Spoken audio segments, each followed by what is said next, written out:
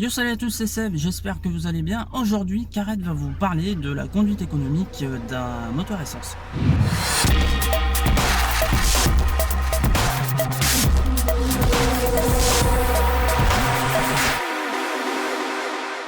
Si vous avez une voiture essence ou que vous vous êtes fait avoir par le gouvernement qui vous disait que ça polluait moins alors qu'en vrai ça pollue beaucoup plus et que c'est une arnaque, et ben vous n'êtes pas sans savoir que un moteur essence ça consomme beaucoup plus qu'un moteur diesel.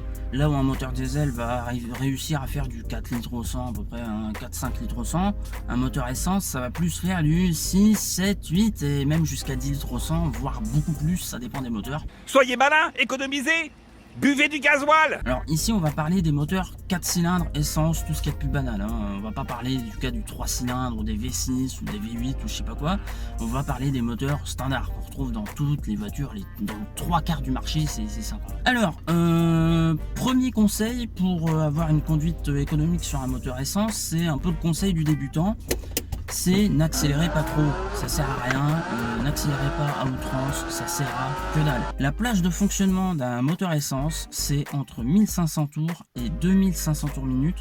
C'est là en fait où on a le moteur qui est le plus efficace en fonction des consommations, donc des consommations qui vont être pas trop élevées par rapport à ce qu'on peut sortir comme gaz. Au-delà de 2500 tours minute, votre voiture va consommer plus, mais par rapport à ce qu'elle consomme plus, ce sera pas proportionnel à la puissance. C'est-à-dire que vous allez avoir une consommation qui va bien augmenter comme ça, et la puissance qui va suivre derrière, mais il y aura un gap entre les deux, et donc ce sera pas hyper écologique. Donc premier conseil, n'accélérez pas trop, ça sert à rien. Alors moi ce que je fais, c'est que je passe mes vitesses à 2000 tours. Sur du plat et en descente, ça marche très bien, parce que quand on passe une vitesse, ça fait redescendre le régime moteur à tout pile 1500 tours minute, pile ce qu'il faut pour être dans la plage de fonctionnement du moteur essence. Quand je monte, quand je suis en montée ou alors que je dois accélérer pour prendre l'insertion d'une rocade par exemple, là je monte un peu plus, je monte à 4000 au moins.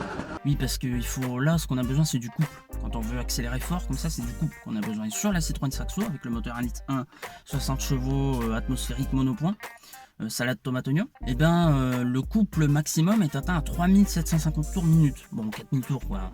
Donc j'appuie bien comme un bourrin et je monte à 4000 seulement quand je prends la rocade, quand il faut accélérer à 110 tout de suite, ou non, quand je monte c'est un peu overkill. Quand je monte à 3000 tours en montée, 3000 tours c'est suffisant. Autre conseil pour que votre voiture essence ne consomme pas beaucoup, c'est l'entretien. Ça peut paraître tout bête, on vous le répète à chaque fois, mais ne négligez pas l'entretien de votre voiture. Ce que vous pouvez faire vous-même, faites-le vous-même, hein. Si par exemple vous devez changer un simple filtre, vous pouvez le faire vous-même, hein. C'est 2-3 petites vis à démonter, un cache qui se soulève, et puis vous avez votre filtre à air par exemple, dans le cas du filtre à air. Mais ensuite, pour des travaux d'un peu plus gros œuvre, on va dire ça comme ça, n'hésitez pas à aller en concession, chez le garage quoi. Ça coûte cher, mais franchement la durée de vie de votre voiture est allongée, donc ça vaut le coup. Même si ça coûte cher, n'hésitez pas à aller en concession, c'est important. Bonjour, on claque des portes ici autour, c'est magnifique. Autre conseil pour avoir une conduite économique, c'est si vous êtes dans le schéma classique avec votre levier de vitesse 1, 2, 3, 4, 5 et 6, si vous avez une 6ème, moi il me manque une 6ème, c'est un truc de fou, vous pouvez sauter des vitesses, ouais c'est possible ça. Si vous êtes à 2500 tours, vous pouvez sauter une vitesse et descendre à 1500 tours minute. Par exemple, vous êtes en 2, vous êtes en deuxième, vous montez à 2500 tours minute et vous pouvez tout de suite passer une 4ème, ça va marcher.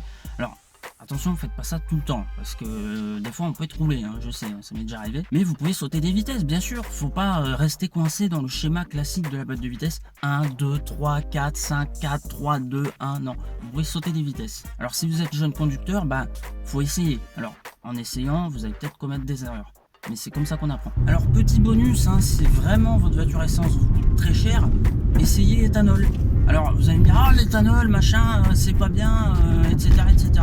Si, alors on essaye de vous faire croire qu'il ne faut pas mettre d'éthanol, etc.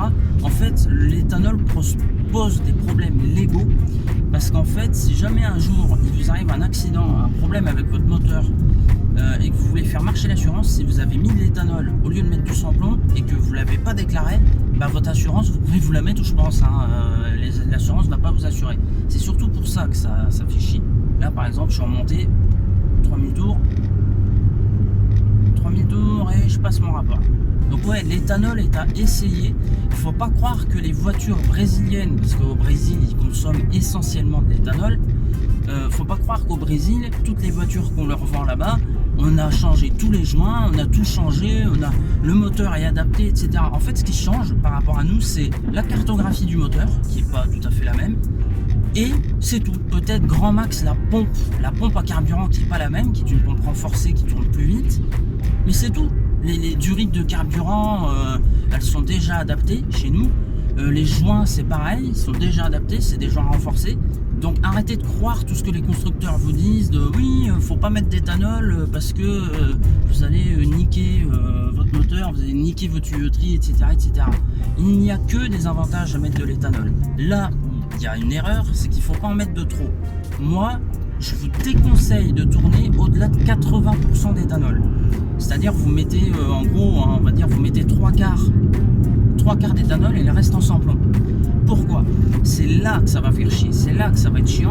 Vous risquez d'avoir votre voyant moteur qui s'allume, qui va simplement vous indiquer un défaut dans le carburant. Et en faisant ça, parce que la cartographie de votre moteur n'est pas adaptée, vous pouvez avoir des soucis, justement des soucis mécaniques qui arrivent prématurément. Je pense par exemple à vos soupapes qui peuvent s'abîmer plus vite que ce qui est prévu normalement. Donc c'est là que ça devient embêtant. Donc l'éthanol, oui, mais raisonnable. Entre 50 et 80%, pas plus. Alors après, ça dépend beaucoup des moteurs. Donc moi, ce que je vous conseille de faire, c'est de vous renseigner avant. Vous allez sur des sites comme superethanol.com, si je ne dis pas de bêtises. C'est le site de la communauté des utilisateurs français de l'éthanol. Et là-dessus, il y a des tas de tests qui ont été faits.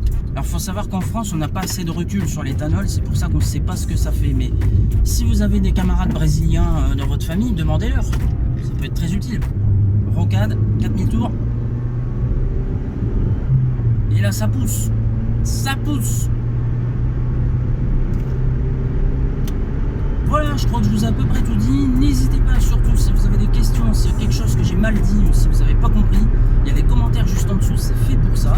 N'oubliez pas également, si vous voulez que votre voiture passe en essai sur la chaîne Carrette ou si vous voulez juste nous contacter de manière professionnelle, carretteabonné@gmail.com, c'est l'adresse mail de la chaîne. Et puis on est également présent sur les réseaux sociaux, sur Instagram, sur Facebook, sur Twitter, non je crois pas, mais tout est affiché à l'écran.